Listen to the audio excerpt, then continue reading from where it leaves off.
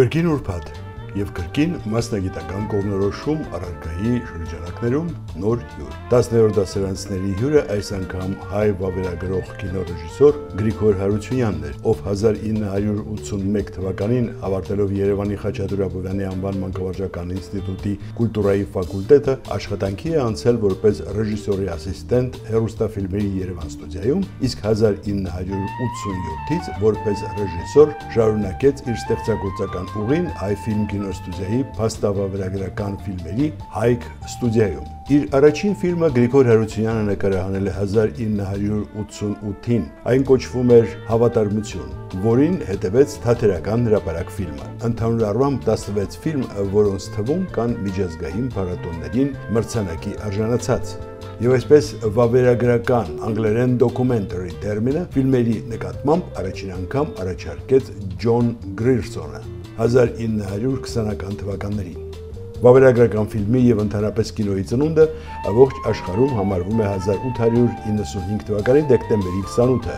երբ Լյումիեր եղբայրները հանդիսատեսին ցուցադրեցին մինչ այդ անհայտ արվեստը՝ կինոն։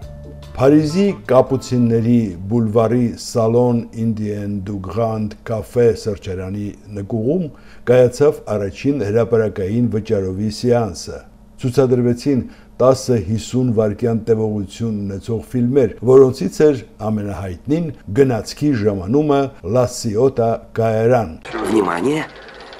Перед вами прибытие поезда. Похоже, на станции не остановится. Բայց տեսարանը փայլուն նկարագրված է հրաշալի մի ֆիլմում՝ Մարդը կապուցինների բուլվարից։ Куда вы бежите? Друзья мои, это совсем не страшно. Куда? Это совсем не страшно. Диана, совсем не страшно.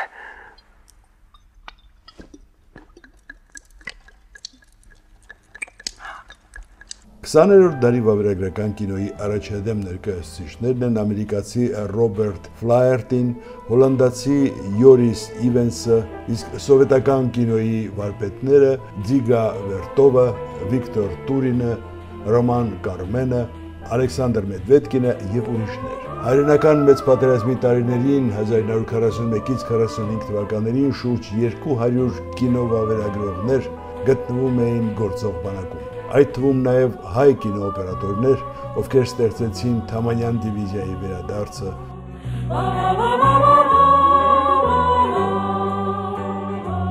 Գեներալ Բաղրամյանը,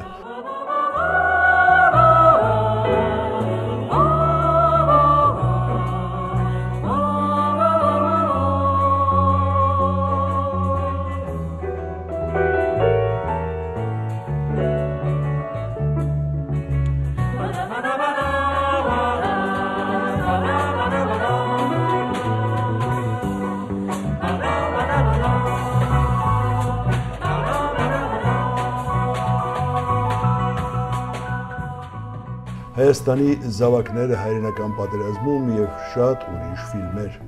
որոնք մշտական տեղ զբաղեցրեցին հետագա տարիների կինոարտադրանքում։ Հայաստանում առաջին փաստագրական նկարահանումները կատարվել են 1907 թվականին։ 1920 թվականին կինոօպերատոր Լեմբերգը նկարահանել է 11-րդ Կարմիր բանակի մուտքը Երևան։ Դրանք սովետական Հայաստանի տարածքում արված առաջին փաստագրական կադրերն էին։ 1924-ին էկրան է բարձրացել առաջին փաստավավերագրական ֆիլմը Խորհրդային Հայաստանը, որի հեղինակները մի խումբ կինոօպերատորներ էին։ Այս շրջանի առավել ակնառուն 1930 թվականին նկարահանված Համո Բեկնազարյանի Երկիր Նայիրին է, որով սկիզբ է դրվել սովետական Հայաստանի յուրաքանչյուր տասնամյակի նվաճումները լիամետրաժ վավերագրական ֆիլմով ամփոփելու ավանդույթին։ Այս ֆիլմը նվիրված էր Հայաստանում սովետական կարգերի հաստատման 10-րդ տարեդարձին։ Իդեպ 2024 թվականին հայկական կինոյի 100-ամյակի շրջանակներում Հայաստանի կինոկենտրոնի ջանքերով Երկիր Նայիրի ֆիլմը ցուցադրվեց Բրյուսելի Սինեմատիկ կենտրոնում։ 1959-ից հետո, որը մեծապես կապված էր Երևանի փաստավավերագրական ֆիլմերի ստուդիայի ստեղծման հետ, ժամանակի ընթացքում ընդլայնվեց եւ ավելի կազմակերպվեց ու ծրագրային բնույթ ստացավ վավերագրական ֆիլմերի արտադրությունը։ Ավագ սերնդի կինովավերագրողների կողքին սկսեցին աշխատել գեղարվեստական կինոյի ռեժիսորներ Գրիգորի Մելիք-Ավագյանը, Յուրի Երզենկյանը, Լաերտ Վաղարշյանը եւ շատ ուրիշներ, կինոօպերատորներ Ալբերտ Յավուրյանը, Սերգեյ Իսրայելյանը։ Ասպարեզ իջավ կինոարվեստագետների նոր սերունդ՝ Արա Վահունին, Ռուբեն Գևորգյանցը, Արտավազդ Փելեշյանը,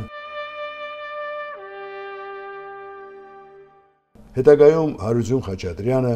Գրիգոր Հարությունյանը եւ ուրիշներ։ 1978 թվականին հայկական հեռուստատեսությանը կից ստեղծվում է հեռուստաֆիլմերի Երևան ստուդիան, որը ցավոք 21-րդ դարում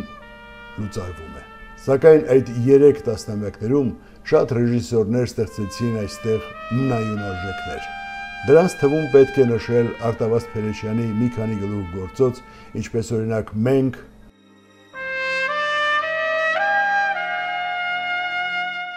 «Տարվա եղանակները»,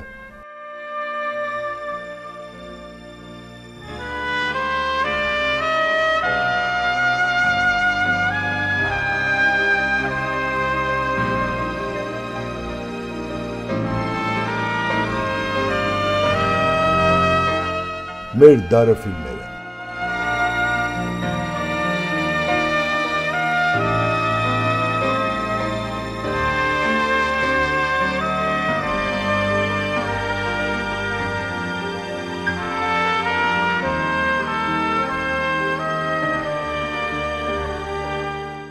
Կամ Հովիկ Հախվերդյանի անչափ արժեքավոր Մատենադարան բազմասերիանոց ֆիլմը, ուր հնչում է Սոս Սարգսյանի անփոխարինելի ձայնը։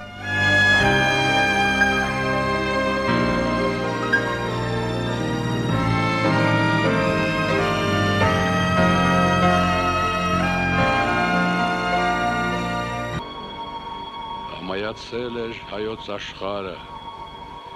եկեղեցիներում չէր հնչում հայի աղոթքը, արտերում լռել էր մանգաղների զրնգոցը, լռել էին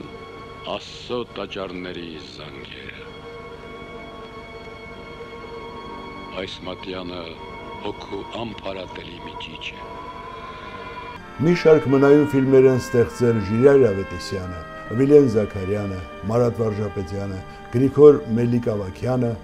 եւ շատ ուրիշներ։ Իրենց կինոխցիկներով վավերացրել են պատմությունը այնպիսի կինոօպերատորներ, ինչպիսիք են Ստեփան Մարտիրոսյանը, Լաերտ Պողոսյանը, իսկ հետագայում էլ նրանց աշակերտները։